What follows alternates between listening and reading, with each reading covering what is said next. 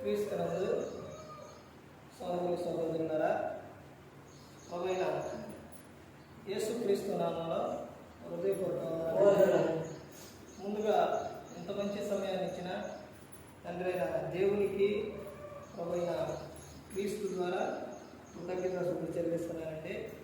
అందరూ బాగున్నారండి? వాక్యం చదువుకొని ప్రార్థన చేసుకున్న తర్వాత పాఠంలోనికి వెళ్దామండి. యోహాను గారు రాసిన సువార్త 2వ అధ్యాయం. యోహాను గారు రాసిన సువార్త 2వ అధ్యాయం 4వ వచనం. యేసు ఆమెతో, అమ్మా, నాతో నీకేమి పని? నా సమయం ఇంకను రాలేదని ప్రార్థన చేస్తున్నాను. పరలోకమందున్న మా తండ్రి, పరిశుద్ధ ప్రేమ గల తండ్రి, గొప్ప తండ్రి, యెహోవా తండ్రి, ప్రియకుమారుడు యేసుక్రీస్తు ప్రభువారి ద్వారా కృతజ్ఞతాస్తుతులు చెల్లిస్తున్నాము నాయన. ఆరాధన క్రమం అంతట్లో మీరు నడిపించండి నాయన. వాక్యం బోధించుండగా వినువారు తండ్రి మంచి ఉదయం వాక్యానుసారంగా నడిచే భాగ్య దయచేయండి తండ్రి. వాక్యం బోధించుండగా ఈ లోక సంబంధమైన జ్ఞానంతో కాకుండా నీ జ్ఞానంతో మాట్లాడే భాగ్య దయచేస్తారని మా ప్రభువైన యేసుక్రీస్తు నామములో వేడుకుంటున్నాం తండ్రి. ఆమేన్. ప్రభువైన యేసుక్రీస్తు నామములో హృదయపూర్వక వందనాలండి. దేవుని కుమారుడు యేసుక్రీస్తు ప్రభువారి లోకానికి వచ్చిన తర్వాత పరలోక రాజ్యం సమీపిస్తుంది కనుక మారు మనసు పొందమని ప్రకటింప మొదలుపెట్టారు. యేసుక్రీస్తు ప్రభువారు ఈ లోకానికి రావడానికి ఆయన ఎవరు అని అంటే పరిశుద్ధుడు. పరిశుద్ధుడైన ప్రభు ఈ లోకానికి రావాలంటే ఆయన వచ్చే వారు కూడా ఎలా ఉండాలి? పరిశుద్ధంగా ఉండాలి. అంటే వచ్చేవారంటే ఆయనను కనేవారు స్త్రీ ఎలా ఉండాలి? పరిశుద్ధంగా ఉండాలి. అలా ఉండాలి అని దేవుడు కోరుకున్నాడు. అక్కడి నుంచి యేసుక్రీస్తు ప్రభువుని లోకానికి పంపించడానికి ముందు స్త్రీ ఉండాలి, తర్వాత పురుషుడు ఉండాలి. పురుషుడు ఉండాలి, స్త్రీ ఉండాలి. వీడిద్దరినే చేశారనుకోండి, ఇద్దరిని చేశారు, వీడిద్దరూ ఉండాలి. అయితే ఇందులోని యేసుక్రీస్తు ప్రభువారు ఎలా వస్తారు అని ముందే ప్రవచనం చెప్పారు. ఆదికాండంలో ప్రవచనం చెప్పారు. ఆయన ఎవరి ద్వారా నుంచి వస్తారు అని చెప్పారంటే స్త్రీ నుంచి వస్తారు అని చెప్పారు. అంటే స్త్రీ నుంచి అంటే పురుషుని ప్రమేయం లేకుండా స్త్రీ ద్వారా వస్తాడు అని ముందే ప్రవచనం చెప్పారు. అందుకనే కన్యక గర్భవతి అయి కుమారుణ్ణి కనును అని రాపించారు ముందు వస్తున్న యెషయాలో. ఇలా స్త్రీ ఎలా ఉండాలని దేవుడు కోరుకున్నారంటే పరిశుద్ధంగా ఉండాలని కోరుకున్నారు. అయితే ఆ స్త్రీని చేసుకునేవారు, ఆ స్త్రీతో ఉండే వ్యక్తి కూడా ఎలా ఉండాలని దేవుడు కోరుకున్నారంటే నీతిమంతుడుగా ఉండాలని కోరుకున్నాడు.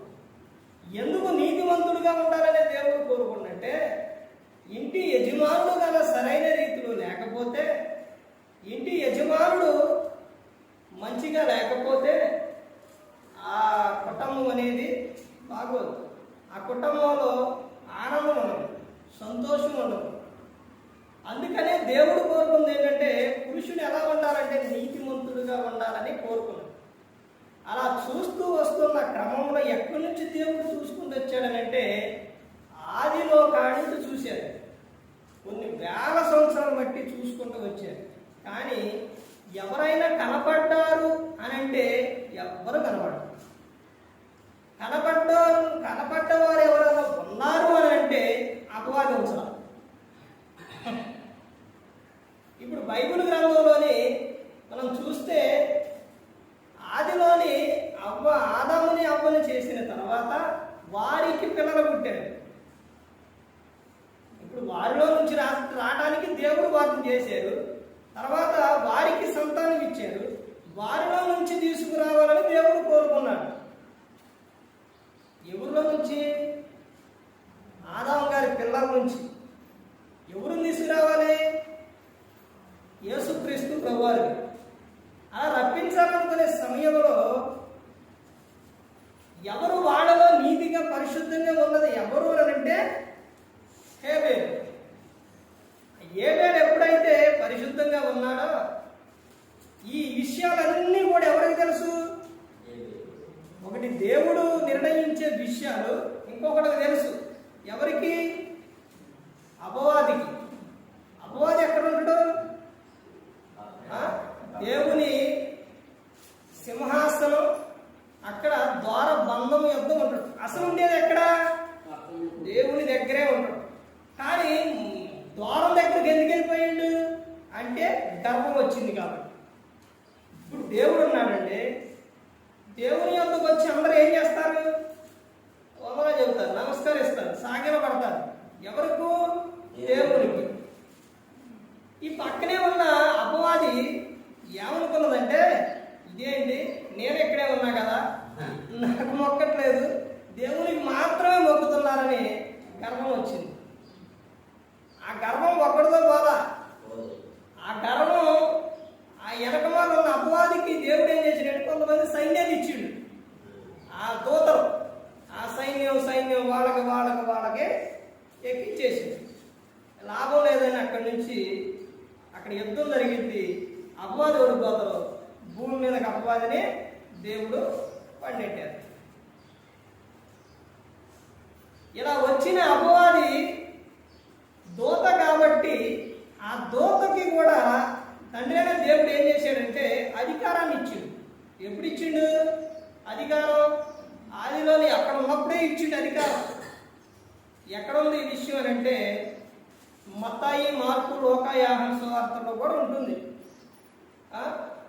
మత్తయి గారు రాసిన సువార్తలోని యేసుక్రీస్తు ప్రభువారు బాప్తిస్మం పొందిన తర్వాత అపవాది చేత శోధింపబడి అరణ్య ప్రాంతానికి వెళ్ళి 40 పగలు 40 రాత్రులు ఉపవాసం చేసిన తర్వాత ఆయన వచ్చిన తర్వాత అక్కడ అపవాది శోధిస్తాం. నాకు మొక్కు, లోకరాజ్యాలన్నీ ఇస్తా, ఆ తర్వాత నేను ఎవరినైతే ఇష్టపడతానో లేకపోతే నేను ఎవరికైతే ఇవ్వబోతానో వారికే ఇదంతా కూడా నేను ఇస్తాను అని చెబుతాను. అపవాది ఎంత అధికారం ఎవరు ఇచ్చాడు? తండ్రి అయిన దేవుడు. ఇప్పుడు అక్కడ మీటింగ్ జరిగే సమయంలోని అపవాది అక్కడకు వస్తాడు. ప్రతి ఒక్కటి దేవుడు చేసే ప్రతి ఒక్కటి కూడా ఈ అపవాది అక్కడ ఉండి ఆ ద్వారం యొద్ద ఉండి ప్రతి ఒక్కటి కూడా వింటా ఉంటాడు, చూస్తూ ఉంటాడు. ఇది ఎక్కడుండదంటే సమూయేలు గారు జీవితంలో జరిగింది.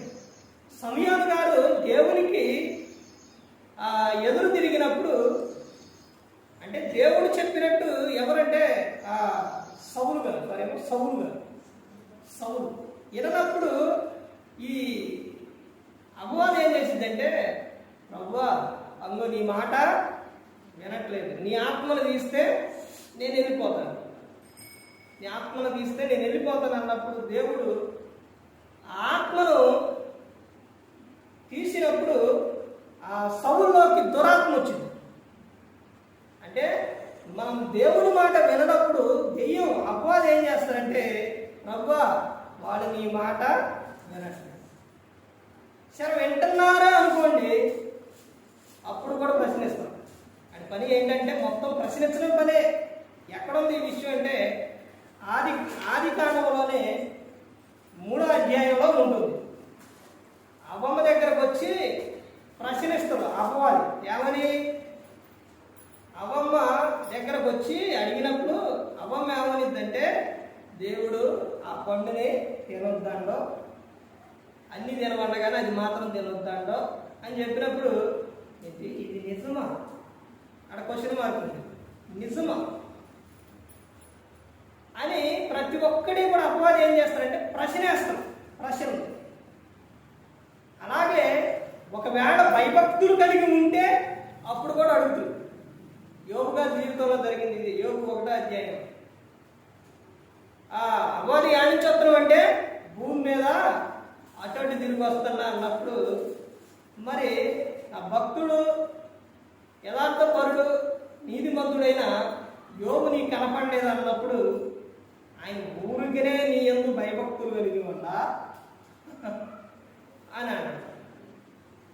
ఇక ప్రతి ఒక్కడి కూడా మనిషిని దారి తప్పించే విధంగా నువ్వు తప్పు చేసావా, ఇదిగో ప్రభు తప్పు చేస్తున్నారు, నీ ఆత్మ తీసి నీతిగా ఉన్నాడా, ఇదిగో ప్రభు వాళ్ళు మరి నీతిగా ఉండటానికి కారణం వాళ్ళు ఊగినే ఉన్నారా, ఊగినే భయభక్తులు కలిగి ఉన్నారా, ఇవన్నీ కూడా అపవాది దేవుని యొద్ద అక్కడ ఉండే ప్రతి ఒక్కటి కూడా చెబుతుంది. ఇలాగూ జరుగుతున్న ఈ సమయంలోని అక్కడ ఏం జరిగింది అంటే యేసుక్రీస్తు ప్రభువారు ఈ లోకానికి రావాలనంటే ఈ తండ్రి అయిన దేవుడు ఎవరిని ద్వారా నుంచారంటే పరిశుద్ధంగా ఉన్న వారిలో నుంచి రక్తం తీసుకురావాలి. ఆ తర్వాత హేబేలు కనబడ్డప్పుడు ఈ హేబేలుని ఎలా దారి నడిపించాలి? అంశం ఏంటంటే పాఠం పేరు ఏంటంటే అమ్మ అని పిలిచి, యేసుక్రీస్తు ప్రభువారు అమ్మ అని పిలిచి ఏం చెప్పారు? ఇదే పాఠం పేరు అమ్మ. అమ్మ గురించే చెప్తున్నారు. అంటే ఆయన రావడానికి స్త్రీ పురుషుడు ఎలా ఉంటే వస్తారని చెప్పిన తర్వాత అప్పుడు ఈ అమ్మ గురించి చెబితే ఆయన పిలిచిన పిలుపు దాని గురించి అయితే మీకు అర్థమైంది. ఇప్పుడు అమ్మ అనే పదం చాలా గొప్ప పదం. అది ఎవరు పిలిచారు అంటే దేవుడే పిలిచిందండి.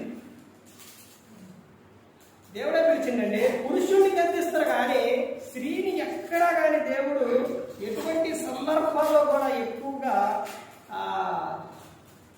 గద్దించినట్టు ఎక్కడా ఉండదు. పురుషుడినే గద్దిస్తారు. బైబిల్ గ్రంథం 66 పుస్తకాలు చదివారండి? చదివారా? ఆ విషయం ఏంటంటే ఒకటి గమనించండి. స్కూల్కి వెళ్ళే పిల్లోడు ఎలాగైతే క్రమక్రమంగా ఫలించి క్రమక్రమంగా చదువుకుంటూ ఎగ్జామ్లో ఫస్ట్ రావాలి, స్కూల్ ఫస్ట్ మంచి పేరు తేవాలని ఎలాగైతే మాస్టర్ కోరుకుంటారో అంతకన్నా ఎక్కువ కోరుకుంటారు. విశ్వాసులు వచ్చినప్పుడు వాళ్ళు పిల్లల కానించి పెద్దల వరకు ప్రతి ఒక్కరూ కూడా మీరు ఆత్మీయ జీవితం దేవుల్లో బాగుండాలి, ఫలించాలి అని కోరుకుంటారు. పిల్లలకైతే మీరు 66 పుస్తకాలు చదవాలి, కంఠస్థ వాక్యాలు నేర్చుకోవాలని చెబుతారు. అక్కడ ఊర్లో ఉన్న పిల్లలైతే ఇక వాళ్ళు కనబడితే ముందు ఏం చెబుతారంటే ఏ వడుకులని ముందు వందనాలే చెబుతారు. ఇక విశ్వాసులు వాళ్ళు ప్రతి ఒక్కరూ కూడా వాక్యాన్ని వినాలి, చదవాలి. ఒకవేళ చదవటం రాకపోతే వినాలి, విన్నదానిని ధ్యానించాలి. ఈ విధంగా ఉండాలి, అలా ఫలించాలి. మనం వినువారు మాత్రమై ఉండి మిమ్మల్ని మీరు మోసపుచ్చుకోవద్దు. ఏం చెబుతున్నారో నీకు తెలియాలి అని అంటే నువ్వు వాక్యం చదవాలి. పౌలు సేవ చెప్పిన సంగతులు అలా ఉన్నాయో లేవో అని ప్రతిదినం పరిశోధిస్తూ వచ్చారు. ఎవరు? బెరియా సంఘం. ఏ సేవకుడు ఏం చెబుతున్నారు, ఎవరు ఏం చెబుతున్నారు, చర్చిలోనైనా, కూడికలోనైనా, మీటింగ్స్లోనైనా, యూట్యూబ్లోనైనా ఎక్కడైనా ఏం చెబుతున్నారు అన్నది ఇది మన ఆత్మీయ జీవితానికి ఉపయోగపడేదా కాదా అనేది నీకు అర్థం అవ్వాలి అంటే వాక్యం చదవాలి. నువ్వు వాక్యం చదవకుండా నీ ఆత్మీయ జీవితాన్ని కట్టుకోవాలన్నా కానీ నువ్వు కట్టుకోలేవు. ఏదో ఒక శోధనలో నువ్వు పడిపోతావు. నీలోని వాక్యం ప్రార్థన ఉంటే నిలకడగా ఉంటారు, నిలకడగా. అందుకనే చెబుతారు మీరు మెలకువ కలిగి ఉండుడి అని శిష్యులతో యేసుక్రీస్తు ప్రభువు చెప్పారు. మెలకువ కలిగి ప్రార్థన చేయుడి. అపవాది మిమ్మల్ని జల్లెడలో వేసి జల్లెడించబోతుండో. యేసుక్రీస్తు ప్రభువారికే ఒక్క నిమిషంలో మొత్తం చూపించిన అపవాది నన్ను పడేయటం వాడికి కష్టమా? అన్ని జయించాలి అని అంటే దేవుడిచ్చిన ఈ లేఖ, ప్రేమ లేఖ, ఈ గ్రంథాన్ని చదవాలి, నిత్యం నువ్వు ధ్యానించాలి, ప్రార్థనలో నువ్వు గడపాలి. ఈ 66 పుస్తకాల్లోని చెబుతున్న విషయం ఏంటంటే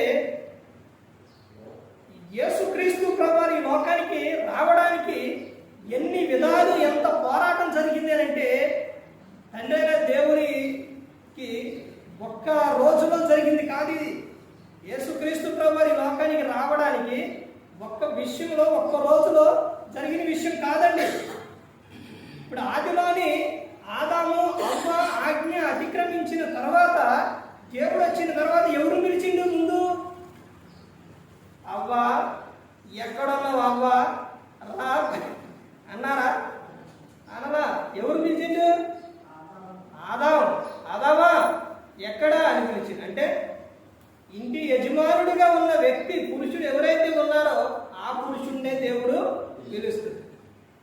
బైబిల్ గ్రంథం మొత్తం కూడా ఎక్కువగా అంటే ఇద్దరు గురించి చెప్పింది, కానీ ఎక్కువగా ఎవరి గురించి చెప్పిందో తెలుసండి?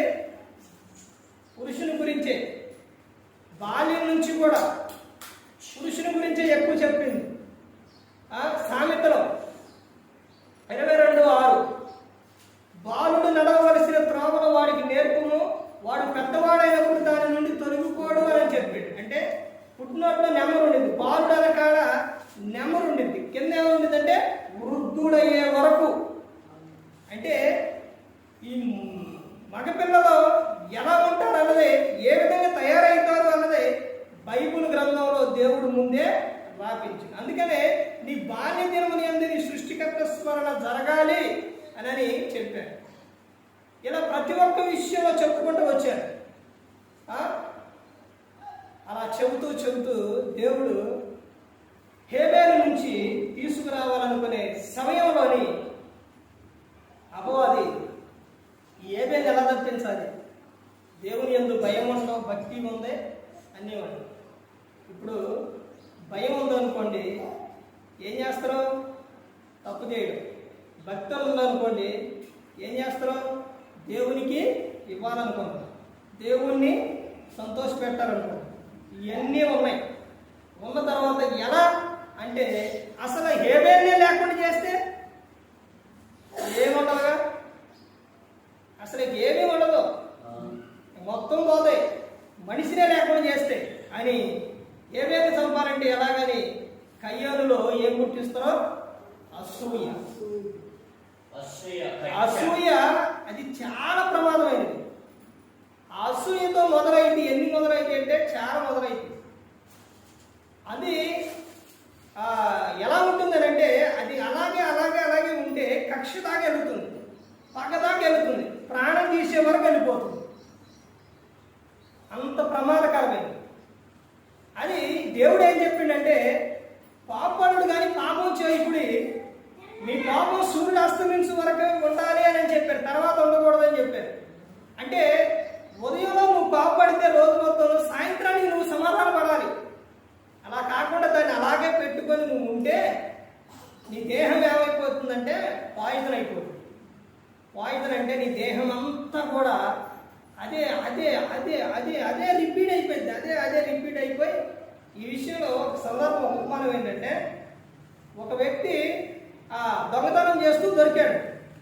దొరికిన వ్యక్తిని జైలుకి తీసుకెళ్ళి శిక్ష చేసి ఉరి తీస్తారనా నిన్ను, రేపు ఉదయం ఉరి తీస్తారని చెప్పారు. ఈరోజు ఈ నైట్ అవి చెప్పారు.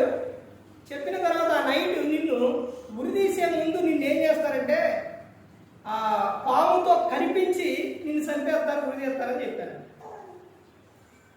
ఈ వ్యక్తి ఆ నైట్ మొత్తం కూడా ఏం ఆలోచించాడంటే, నన్ను పాము మెరిచింది, నేను పావు కాటుకు బలైపోతాను. అదే ఆలోచిస్తూ ఆలోచిస్తూ కట్నే ఉండిపోయాడు. ఉదయాన్నే తీసుకెళ్ళి ముసుగేసి పెట్టేసి, ఇప్పుడు నిన్ను ఉరి తీసే ముందు నిన్ను పాముతో కనిపిస్తారు, అది కాటేయంగానే నువ్వు చనిపోయిన తర్వాత నిన్ను ఇంకా తీసేస్తారు, ఉరి తీస్తారని చెప్పారు. అలా పైన ఇది పెట్టేసి కింద పొల తీసుకొచ్చి ఏ సూదిగా ఉన్నది తీసుకొచ్చి అలా రెండు కాటు టక్కన పొడిచాడు. పాముతో కాదు, పొడిచాడు, సురుకు అన్న. ఈ వ్యక్తి అప్పుడుగా అదే ఆలోచిస్తూ ఉన్నాడుగా. ఈ వ్యక్తి ఏం చేసిందంటే అదే భయం పాము కరిసిందని ఎట్టని చనిపోయాడు. చనిపోయిన ఆ వ్యక్తిని తీసిన తర్వాత హాస్పిటల్ తీసుకెళ్ళి అతను అంటే అక్కడికి జైలుకి వస్తారు కొంతమంది. అక్కడ టెస్ట్ చేస్తే పోస్ట్ మార్టం రిపోర్ట్ చేస్తే అతనిలో ఉంది ఏమిటి అని అంటే పాము విషం. ఎలా వచ్చింది పాము విషం? పాము వచ్చిందా? కరవలా. ఎలా వచ్చింది? భయం. ఆలోచన. నువ్వేదైతే ఆలోచిస్తూ ఉంటావో నీ దేహంలో అదే పనిచేస్తుంది.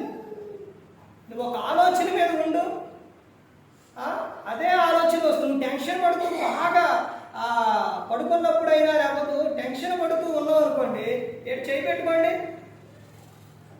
టక టక టక టక టక టక టక కొట్టుకుంటుంది. చూశారండి? భయం.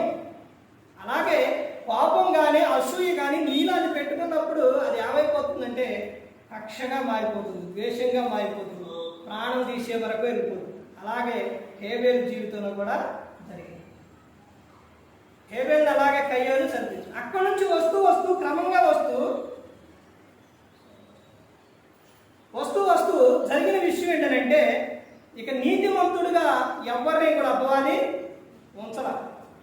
అబ్రహాం గారికి వచ్చేసరికి అబ్రహాం గారు బాగానే పడ్డావు, ఇతరుల నుంచి రప్పిద్దాం అనుకునేసరికి భార్య ఏం చేసింది?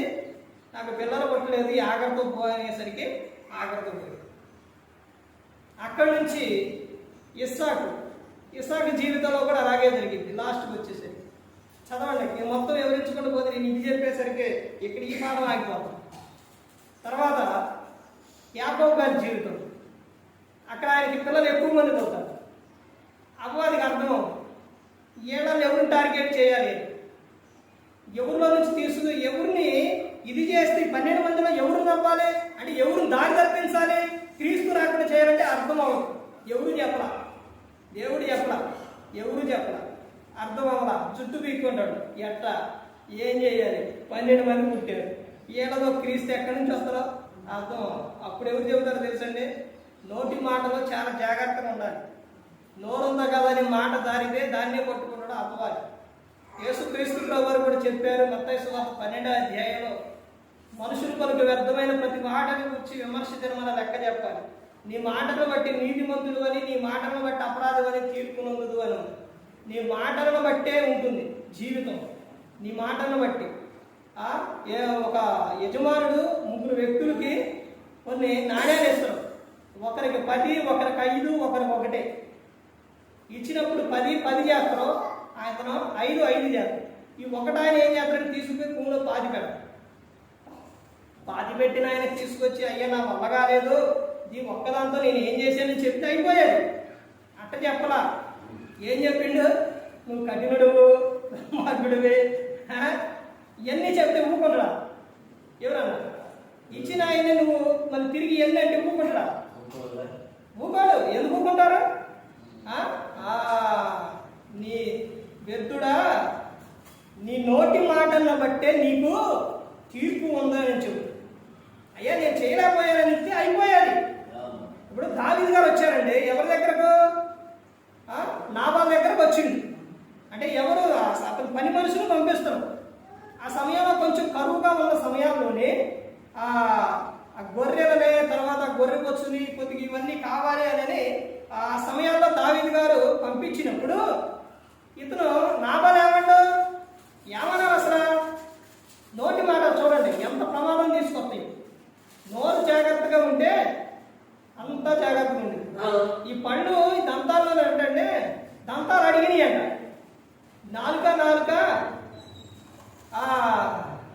ఈ ఏమని అడుగుతాయి అంటే నీకేం కావాలి అని ఈ నాలుక అడిగినప్పుడు నాలుక అందంట దంతాలు అడుగుతాయండి. అడిగినప్పుడు ఏమని చెప్తాయి అంటే నాలుక నువ్వు కంట్రోల్లో ఉంటే, నువ్వు జాగ్రత్తగా ఉంటే చాలు అని దంతాలు అంటే. ఎందుకని అమ్మ కరెక్ట్ చెప్పారు. ఎందుకనంటే నువ్వు కన్నా నోరు దారితే 32 పళ్ళు అయిపోతాయి. నువ్వు ఒక్కదాని కంట్రోల్లో ఉంటే నీ చుట్టూ ఉన్న పళ్ళు జాగ్రత్తగా ఉంటాయి. నువ్వు కంట్రోల్లో ఉండు అని చెప్పినాను.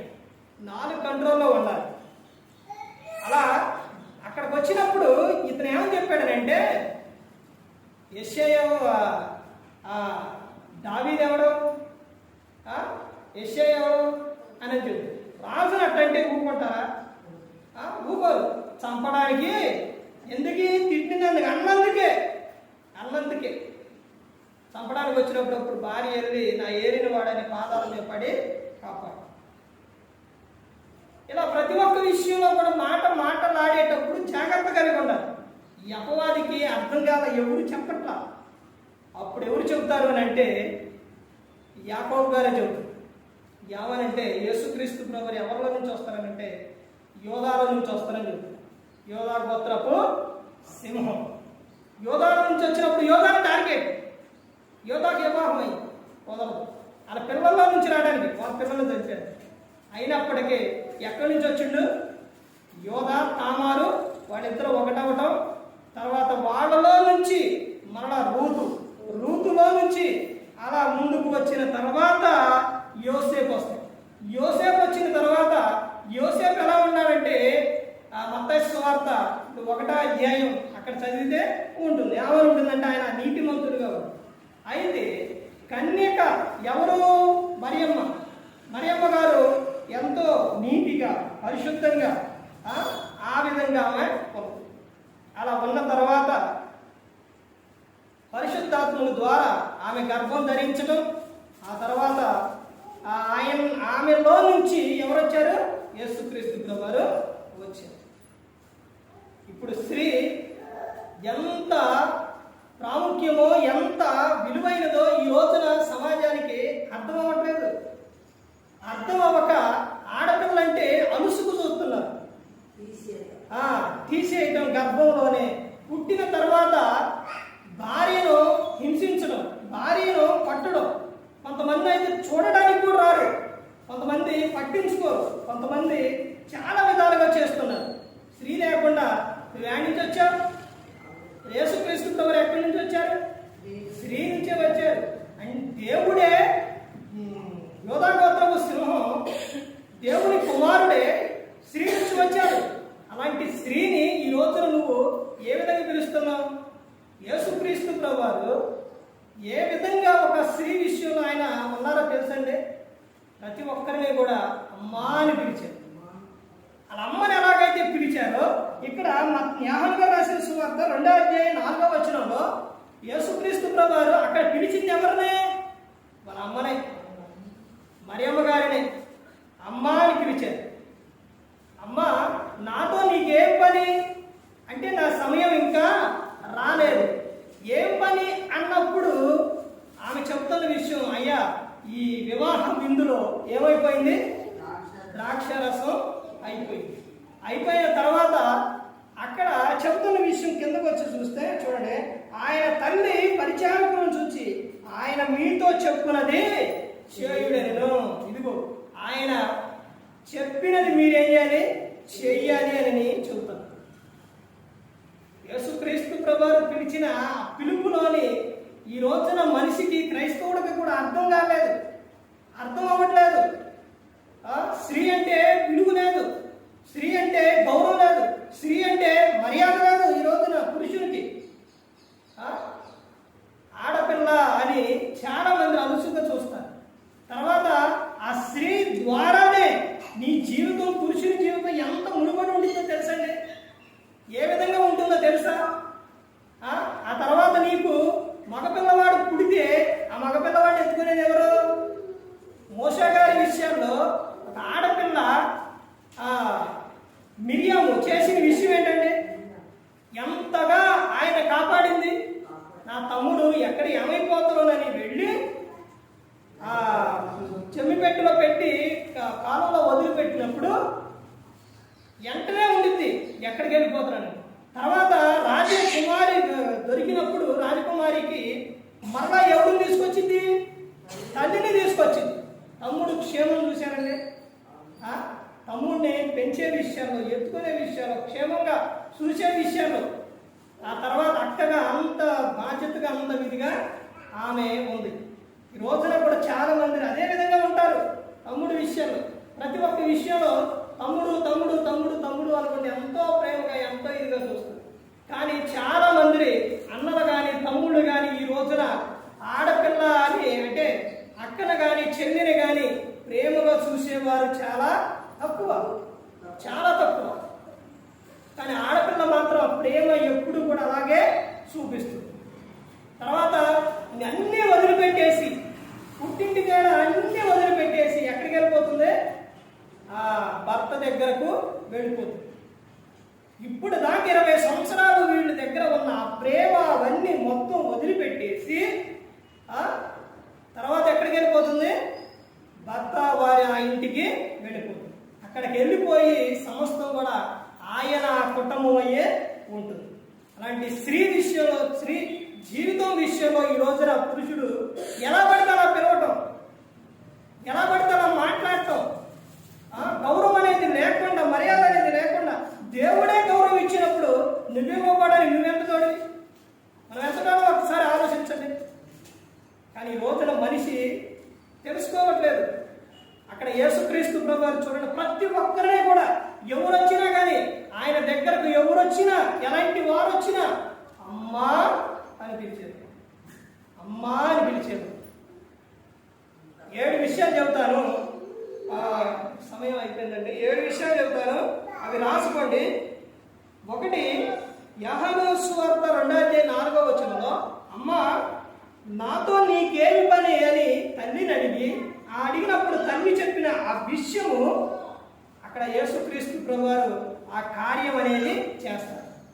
ఆయన కార్యం చేసిన విషయాల్లోని అక్కడ శిష్యులే, అక్కడ చూడండి 11వ చూడండి ఏమని చెప్తున్నారు. యోహాను సువార్త 2:11 గలిలయలోని కానాలో యేసు మొదటి సూచక క్రియను చేసి తన మహిమను బయలుపరిచెను, అందువలన ఆయన శిష్యులు ఆయన యందు విశ్వాసం ఉంచారు. ఆ కార్యంలోని జరిగిన విషయం ఏంటంటే, ఒక కార్యం ఏదైనా చేస్తున్నామంటే, ఒక ఫంక్షన్ కానీ ఏదైనా చేస్తున్నామంటే అది దేవునికి మహిమకరంగా ఉండాలి, కానీ అల్లరిగా ఏది కూడా చేయకూడదని. తర్వాత అక్కడ 2వ విషయం చూడండి, లూకా రాసిన సువార్త 13:12 బలహీనత నుండి ఒక స్త్రీ అక్కడికి వచ్చిన తర్వాత, అమ్మ నీ బలహీనత నుండి విడుదల పొంది ఉన్నావు అని చెప్పు. అంటే అనారోగ్యంగా ఉన్న ఆమె వచ్చినా కానీ ఆమెను కూడా యేసుక్రీస్తు ప్రభువారు ఎవరు పిలిచారు? అమ్మా నీ బలహీనత నుండి నువ్వు విడుదల పొంది ఉన్నావు అని చెప్పు. తర్వాత 3వ విషయం చూస్తే యోహాను సువార్త 4:21 అమ్మ ఒక కాలం వచ్చుచున్నది. అమ్మ ఒక కాలం. ఈ స్త్రీనైతే బయట ఉన్న వాళ్ళైతే ఎలా చూస్తారనంటే, యవనస్తులైతే వేరే విధంగా చూస్తారు, కొద్దిగా పెద్ద వయసు వారు కానీ వేరే వాళ్ళైతే రకరకాలుగా మాట్లాడటం, కామెంట్లు అనేది చేయటం, అట్టా ఇట్టా మాట్లాడటం, ఇలాంటివి చేస్తుంటారు ఈ లోకం. కానీ యేసుక్రీస్తు ప్రభువారు అమ్మ ఒక కాలం వచ్చుచున్నది అని ఆయన ఎంత ప్రేమగా పిలిచి, ఎంత ప్రేమగా మాట్లాడారో తెలుసండి. ఏమెవరో తెలుసా? సమరేసి. ఆమెకు భర్తలు ఉన్నారు. భర్తలు ఉన్నప్పుడు, అమ్మా నీ భర్తను తీసుకురాదన్నప్పుడు, నాకు భర్త లేడన్నప్పుడు, ఇప్పుడు ఉన్న ఆయన కూడా నీ ఆయన కాడు అని చెబుతుంది. అలాంటి స్త్రీని ఈ రోజున ఎలా చూస్తారు? కానీ యేసుక్రీస్తు ప్రభువారు ఎలా పిలిచారండి? అమ్మా అసలు ఆ పిలవంగా ఆమెలో ఉన్న మొత్తం ఇదైపోయింది. వెంటనే ఆమె జీవితం చెప్పగానే ఆమె వెళ్ళిపోయి ఊరిలో వారికి, ఈయన క్రీస్తు కాడా వచ్చి చూడండి, నా జీవితం మొత్తం కూడా చెప్పిండు అని ఆమె వెళ్ళి చెప్పింది. ఇతనే మెస్సియా, నేను నా గురించి మొత్తం కూడా చెప్పాడు అని ఆమె చెప్పింది. తర్వాత విషయం చూస్తే ఇంకొకటి, యోహాను సువార్త 15:28 అమ్మా నీ విశ్వాసం గొప్పది. నీ విశ్వాసం ఎలాంటిది? గొప్పది. స్త్రీ ఎప్పుడు కూడా ప్రతి ఒక్క విషయంలో ఏం కలిగి ఉండాలంటే విశ్వాసం కలిగి ఉండాలండి. ఎలాంటి సమయాల్లోనైనా కానీ దేవుని పట్ల నువ్వు ఎలా ఉండాలి? విశ్వాసం కలిగి ఉండాలి. అమ్మా నీ విశ్వాసం ఎలాంటిది? గొప్పది అని చెప్పారు. తర్వాత ఇంకా ఆయన చెప్తున్న విషయం చూస్తే యోహాను సువార్త 8:10 అమ్మ వారెక్కడ ఉన్నారు అంటే, వారెక్కడ ఉన్నారు, ఇక ఇక్కడ సందర్భంలో ఎవరు కనబడతారని అంటే చూడండి, యోహాను సువార్త 8వ అధ్యాయం, యోహాను సువార్త 8వ అధ్యాయం 10వ వచనం చూడండి. యేసు తల ఎత్తి చూచి, అమ్మా వారెక్కడ ఉన్నారు, ఎవరు నీకు శిక్ష విధింపలేదని అడిగినప్పుడు ఆమె లేదు ప్రభు అని. అందుకు యేసు, నేను నీకు శిక్ష విధింపను, నువ్వు వెళ్ళి ఇక పాపం చేయకుము అని ఆమెతో చెబుతారు. వ్యభిచారంలో పట్టబడిన స్త్రీని తీసుకొచ్చారు. మరి పురుషుడేరి, ఇద్దరు కలిస్తే ఎవరే కదా పాపం.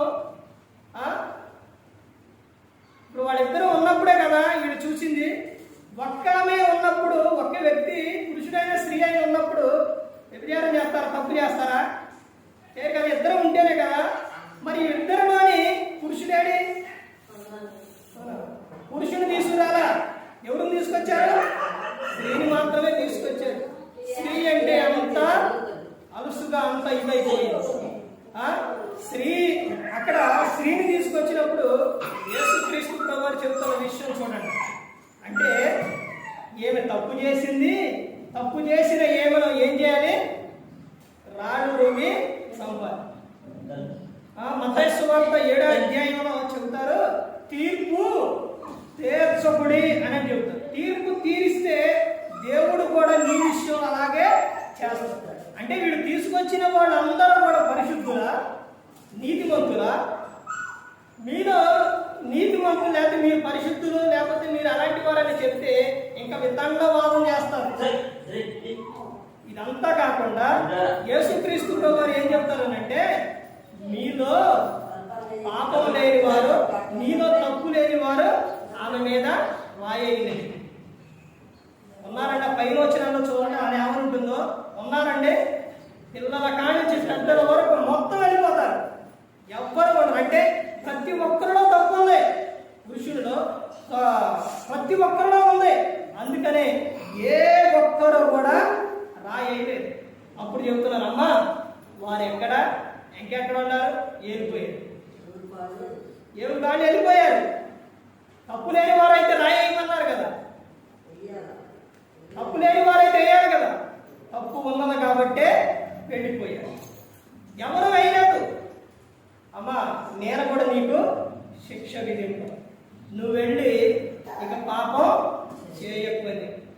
యేసుక్రీస్తు ఈ విషయం అంటే ఈ అంశం నేను ఎప్పుడు చెప్పానంటే, కొన్ని సంవత్సరాల క్రితం ఈ అంశం, ఈ అమ్మ అనే దేవుడు స్త్రీని ఎలా పిలిచారు అనే విషయం మీద, అంటే దేవుడు యేసుక్రీస్తు ప్రభువుని ఎలా పిలిచారు స్త్రీని అనే విషయం కొన్ని సంవత్సరాల క్రితమే చెప్పాను నేను.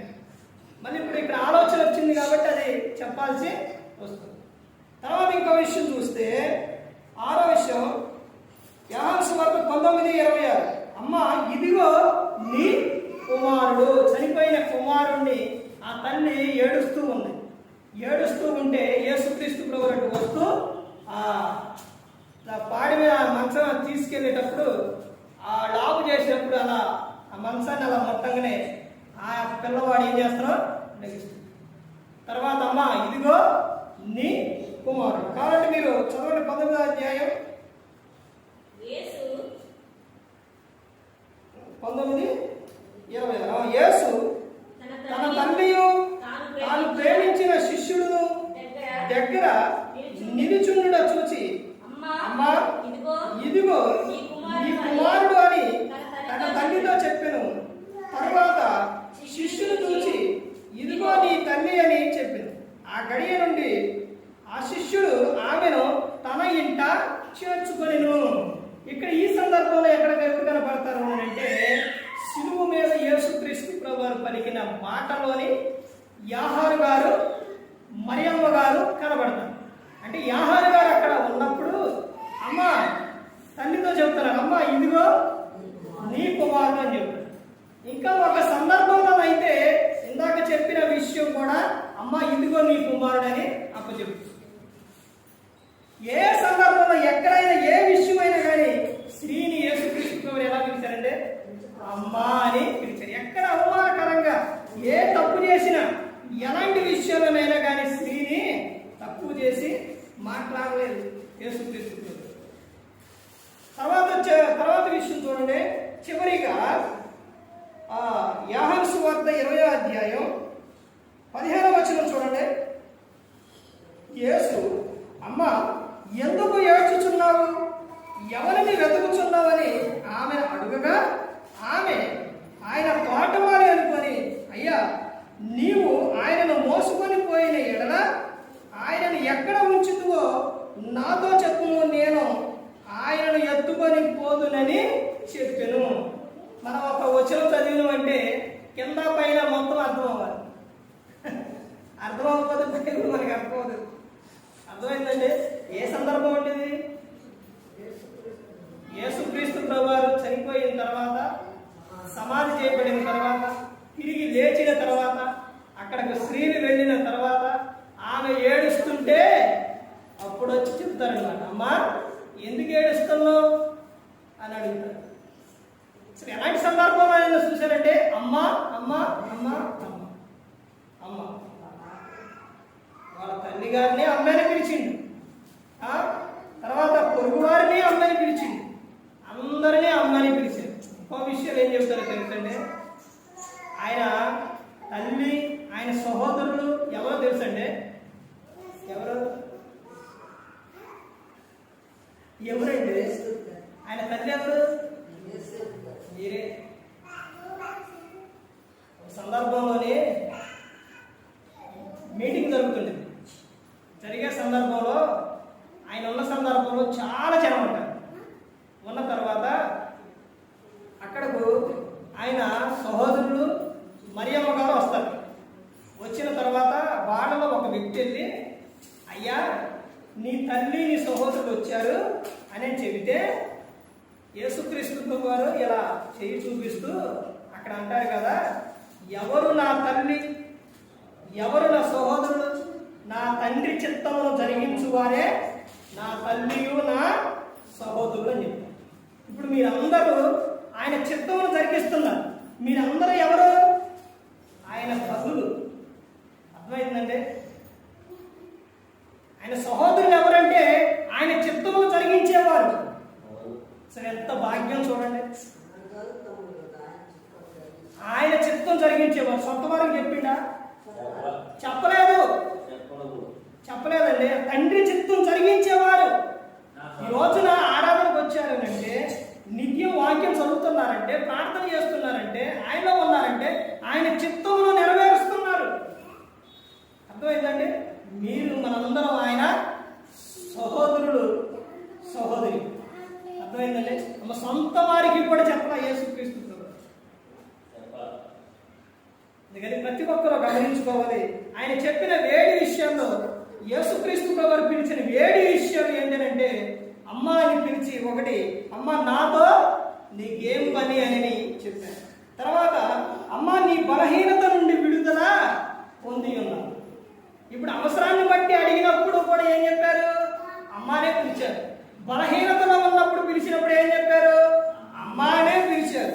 తర్వాత వ్యభిచారంలో అంటే తప్పు చేస్తూ ఉన్న స్త్రీ వచ్చినప్పుడు అమ్మ ఒక కాలం వచ్చుచున్నదని చెప్పారు.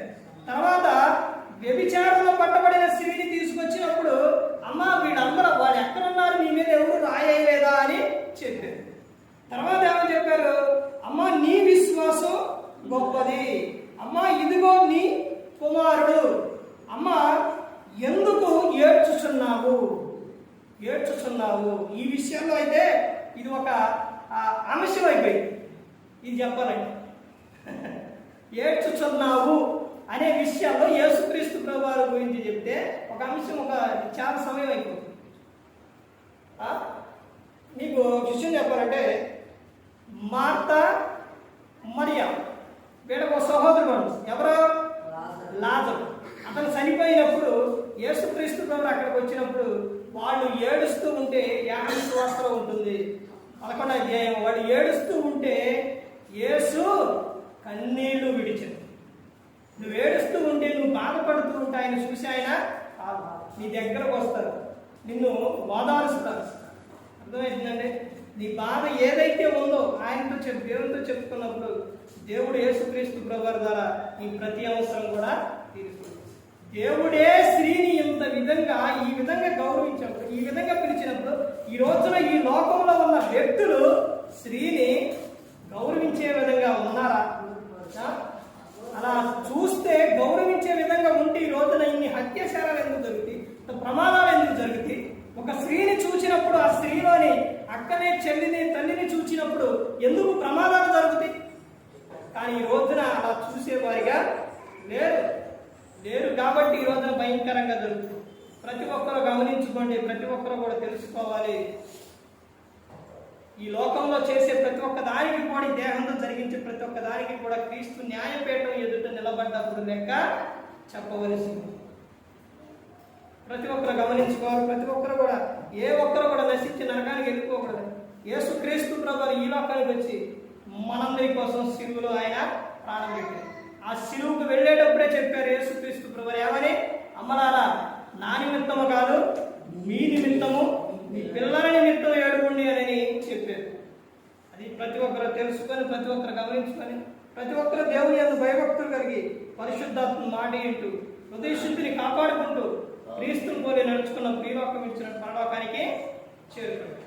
మరి ఈ విధంగా నిలబెట్టి మాట్లాడించిన తండ్రి దేవునికి కృతజ్ఞతాస్తుతులు చెల్లిస్తూ, ఇంతవరకు శ్రద్ధగా ఉన్న మీకు ప్రభు పేట హృదయపూర్వక వందనాలు చెల్లిస్తే మాటలు అందరికీ వందనాలంటే